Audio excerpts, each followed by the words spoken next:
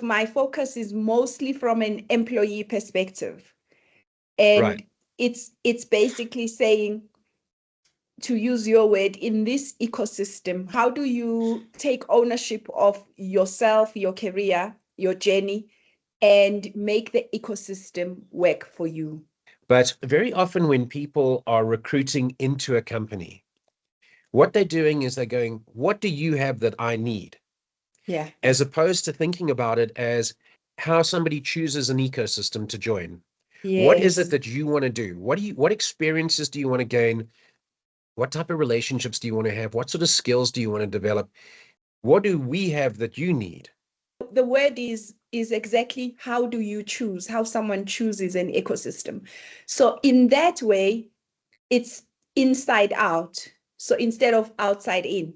So when I say outside in, it means, oh, this is what the company wants, this is the job requirements, and I try and force feed myself into that ecosystem.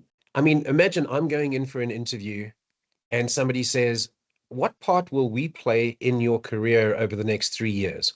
Yeah. And then I sit there with a mouthful of teeth going, I wasn't expecting that question. Like, how do people answer? How could you prepare for a question like that? And that's such a great question. But I bet you if we were to go around and just ask people in interviews, a few more, I'd say 90% would struggle with that question. And I think the preparation is exactly what I talk about in my book. Because in my book, I talk about the fundamentals that you have to think about if you're going to change the mindset in terms of from you looking at your career from inside out. So who are you? What strengths, what talents do you have? What are your passions? What makes you flow? What gets you excited? Those kind of things, which most people struggle to converse around. If you know what you want to do with yourself and your career, then you are going to be able to tell us how our ecosystem can help you, can support you achieve what you want to achieve. So I think I don't want to blame people for not being able to have this kind of conversation, because the way we have done the hiring and the way the hiring conversation has been up to now, it's always been from a company or from the employer perspective. And we've been coaching people how to answer and fit yourself into the employer narrative. And I think what you and I are talking about now is we want to have the narrative start from a perspective of what's your career story? What story are you writing? And what episode can our ecosystem or can our company play in your story? In your book, you talk about stages, but as an analogy for theaters, like you Yes, are the person putting on a play, and there are various acts that your life goes through. So, in a way, the company that you join, that is the stage you're going to be on for the next X number of years. exactly.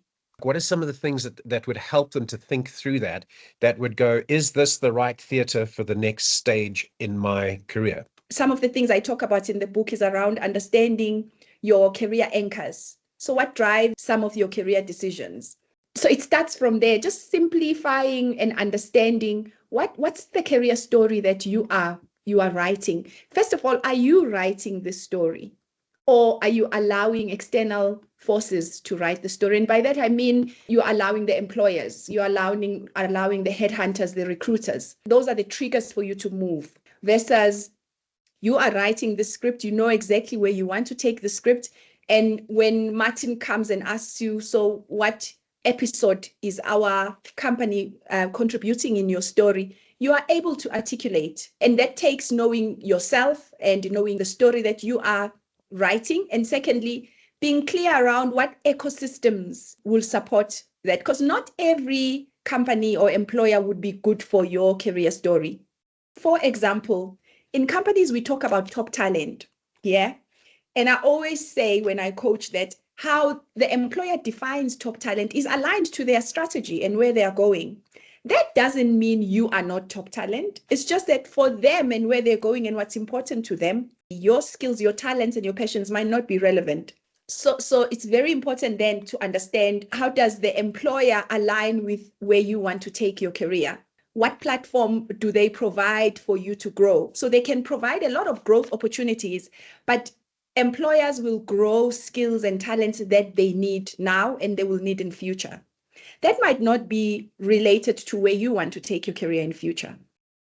I suppose the other thing that comes through, who's the director? Who are my co-actors? Who does the production? Because those are the people I need to feed off, so I need to have a good relationship with them. So not just what company am I working for, but who am I working with? Employers will go, you go through the first interview, second interview, third interview, then you meet your manager, and then they do a final thing, and then you join. And then on the first day, you go, hey, welcome to the team. Here's everybody. And you go, oh, would it be nice to meet you guys before I joined here? Yeah, that is, and it's so simple. The way you're describing it is so simple. It's like, Eda, why are we not doing it? But we have to ask these questions ourselves and make sure that we get those answers, because we can't expect the employer to ask those questions. But I suppose what you are also saying is, as employers, let's also expand beyond just trying to see if the person is a fit or not. Let's get to see if the person can integrate into this team and if they can be successful. I think it's because ecosystems are fundamentally networks of relationships. They're not networks of skills. They're networks of people who are not just all the same. We want to be able to help people connect and decide if this is the type of person they want in the ecosystem. But we need to do it in a way that ensures that we don't end up cloning everybody in the ecosystem. So how do you think you overcome the challenge of an ecosystem becoming too homogenous? So your company values this diversity. People were excited to be together.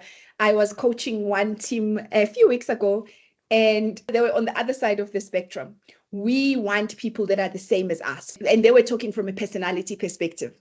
Okay. So yeah, so when we talk diversity, we always focus on gender and race, but personality and how people do things also plays a key role. So absolutely, I think it's very, very, very important. And looking at diversity beyond, I think the traditional ways, it's good. We are there, we are trying to fix it. And that's the basic, right? It's the entry to the game.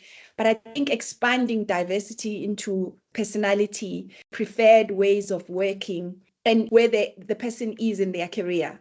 Based on all of that, the way you show up at work, how you deliver, how you build relationships, how you collaborate will be different. We might have the same qualifications and experience, but all of that, those tested things that are unspoken and they are not on the CV. For me, I think that's where the true diversity is. So I know what I'm talking about. It's a bit abstract, but it excites me because it expands the whole diversity conversation. Imagine somebody joining a team or coming for an interview, and you say, okay, what I want to do is I want to try and understand what you love, what you're good at, how the world needs what you do, and how you can get paid for it within our ecosystem. Yeah. And then let's have a look at creating a value proposition for you. What is it that you're actually offering me? What problem are you solving? How are you the solution? Why are you the best person to solve it? And what's success going to look like?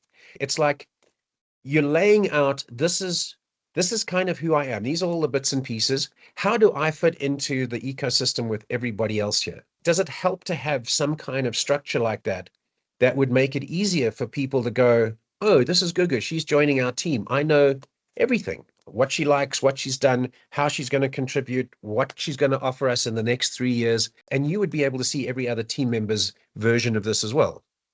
Yeah, I like this. I really like this because it elevates the hiring conversation from we've seen the CV and we like it. That's an entry point. But now let's talk around how does you joining our ecosystem support you, and what do you bring to our ecosystem as well? One of the chapters in my book talks about bringing your whole self to work. Right.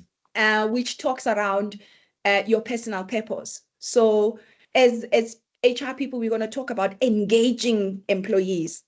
And it's taken me some time, but I agree with those people that say there's nothing you can do to engage me. I will be engaged if I want to be engaged. So it all comes from me. And this, what you've just shown, is the beginning of that. So if you're going to bring me this way, knowing that you are bringing me here because it's aligned the conversation starts from me, my purpose, my ikigai, as you've shown it. Mhm. That's the beginning of engagement. You don't need to then do a lot of other big things that companies and employers do to try and engage us, because you've done the basics. As those conversations continue, are you still feeling like you're contributing to what you believe we need? That's the biggest source of being engaged. What do you think some of the challenges to doing the hiring this way might be? I mean, the first one that springs to mind is obviously it's like you've got a talent acquisition person, they put out ads, they find a person, they slam it in. The faster I can get a warm body in a cold seat, the quicker I get paid. There's not a lot of thinking about what happens afterwards.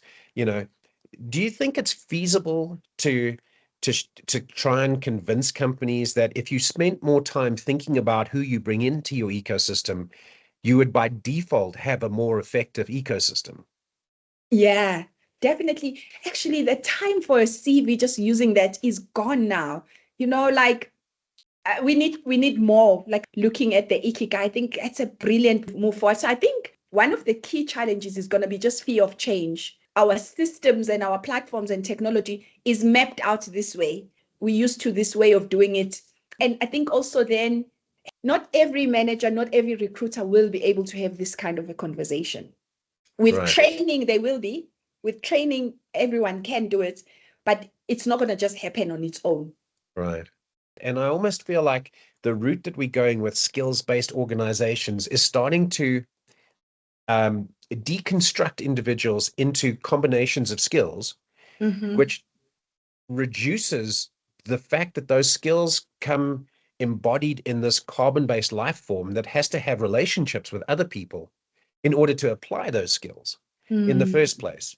Yeah, because if you look at it, it's easy now to build skill, and skill is not what's going to sustain you and that's going to differentiate you as an ecosystem.